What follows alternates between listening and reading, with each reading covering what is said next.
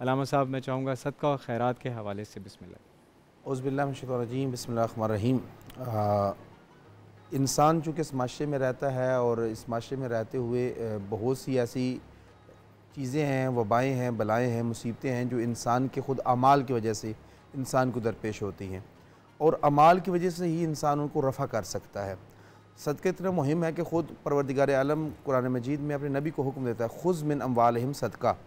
सदका जिस पे मुस्तफ़ा पे हराम है, रसूल खुदा पे और रसूल की औलाद पे सदका हराम है, इसके बावजूद रसूल खुदा को हुक्म हो रहा है कि खुज़ मिन अम्वालिहिम सदका, ऐ मेरा मुस्तफ़ा इनके अम्वाल से अमर के ज़रिए, हुक्म के ज़रिए खुज़ निकलवाइए, निकालिए, इनके अम्वाल से सदका निकालिए।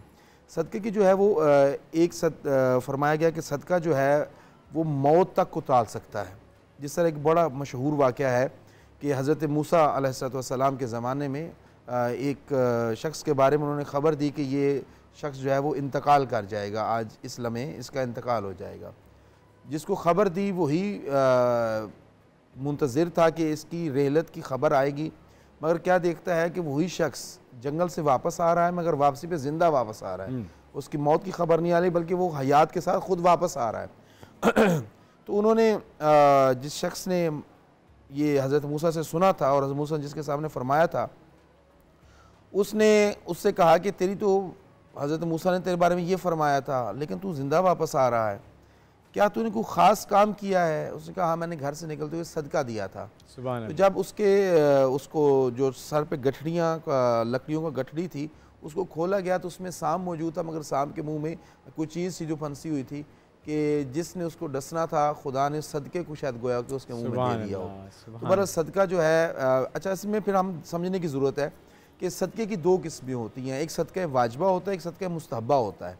सदक़े वाजिबा वो है कि जो ज़कात है और ज़कातुल फ़ित्र है, फ़ितराने को भी सदका कहा गया और ज़कात को भी सदका कहा गया है, ये सदक़ा वाजिबा है। सदक़ा मुस्तहब्बा जो है ये इन्फ़ाक़ फ़ी सबीलिल्लाह है, यानी जो भी आप राह खुदा में ख़र्च करते हैं वो बेसिक सदका है। और सदक़े के हवाले से है कि इंसान अगर 1 दिरहम खुदा के रास्ते में ख़र्च करता है तो खुदा उसके बदले में 10 अता करता है, यानी 1 रुपया आप खर्च करते हैं तो दुनिया में 10 और आखिरत में खुदा 70 अता करता है, फ़ज़िद फ़ी है, और इसमें और भी इजाफ़ा फरमाता है, वो अपने करम के साथ फरमाता है। इसी तरह एक मशहूर सी हकायत है कि हज़रत मूसा सलाम एक मंज़िल से गुज़र रहे थे तो उनको भूख इश्तहा लगी, तो एक झोंपड़ी से गुज़र हुआ तो देखा कि एक ज़ईफ़ और ज़ईफ़ा हैं और उनके पास भेड़ एक बंधी है। उन्होंने हज़रत मूसा सलाम को जानते थे, जो हज़रत मूसा ने उनकी झोंपड़ी के बाहर कदम रखा, नबी का एहतराम बजा लाए, वो दूध को पेश किया तो कहा कि अब बदले में कुछ चाहते हो? कहा नबी खुदा यही चाहते हैं खुदा से कि हमारा रिज़्क़ एक ही मरतबा हमारे बरगा हमें दे दे, और ये भूख से और फाकों से हम तंग आ चुके हैं, वो चलें चंद दिन खा लेंगे लेकिन पेट भर के खा लेंगे और सो जाएंगे, उसके बाद फिर रिज़्क़ तो हमारा ख़त्म हो गया, फिर खुदा उठा लेगा। तो हज़रत मूसा अलैहिस्सलाम ने दुआ की, खुदा ने उनके लिए तमाम कर दिया और हज़रत मूसा ने कहा अपनी झोंपड़ी के हिस्से को खाली करो, जो उनका रिज़्क़ था, नसीब था, हकायत की लफ्ज़ें कि उसमें नाज़िल हो गया, पहुँच गया। अब जब वो वहाँ पे पहुँच गया तो हज़रत मूसा के कुछ अरसे बाद वहाँ से गुज़र गया तो वहाँ पे कुछ महल्लात, मकानात बड़े अच्छे बने हुए हैं और लोगों की ज़ियाफ़त का एहतमाम है, सराय बना हुआ है, मेहमान खाना बना हुआ है। पूछा ये किसका है? तो बताया गया कि ये फ़लाँ ज़ईफ़ जो था उसका है, बुज़ुर्गवार का है। तो कहा, हज़रत मूसा उनसे मुलाकात हुई तो कहा कि आपके पास ये सब किस, मैं तो कुल रिज़्क़ जो आपके हिस्से का था, गंदम, जौ, गेहूँ, जो भी खजूरें थी, वो अम्वाल तो आपको उस वक्त मिला था, वो तो बिल्कुल थोड़ा सा था।